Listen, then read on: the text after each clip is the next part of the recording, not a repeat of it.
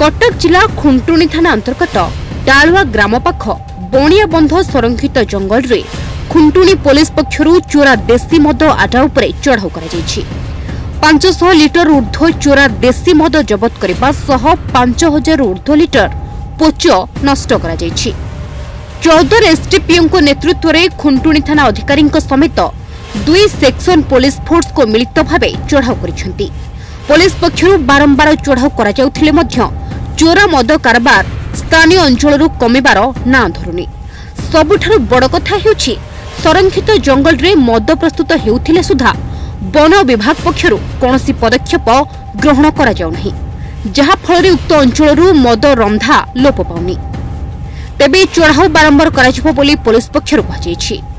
उमाकांत नायक SDPO Chavdar कहबे आज को जगह चढ़ होइतला कोन सब उद्धार कराई। आज एसपी सर निर्देश क्रमे आज बड़ी भोरु आमे 4 सेक्शन फोर्स सहित खुंटुणी आईएसी और ऑफिसर आमे माने जो बेसी जो देसी मद से हुए आपण माने जानचंती खंडवाली आ सरस्वतीपुर ये सब जंगल बाउंस डांगर जंगल जोटा कि ढेंकानाल लगी कपिलास जंगल से जंगल में मद रोषे होता है। खबर पाई आम चढ़ाऊ करते चढ़ाऊ करते समय बहुत मद पच जो मैंने मद तैयारी जो पच सब था सब नष्ट कलु। पाखापाखि 170टा जारकिन प्रत्येक जारकिन 30 लिटर करी पच था से जबत कर नष्ट कलु एवं किसी मद आउ कि मद सामग्री जो मद तैयारी जो जिनस व्यवहृत से जबत करूँ। जो मैंने आसामी जमानकर आम से आसटन अलरेडी कर विरोध में आम गोटे केस रुजु करूँ और दृढ़ कार्यानुष्ठान ग्रहण करूँ।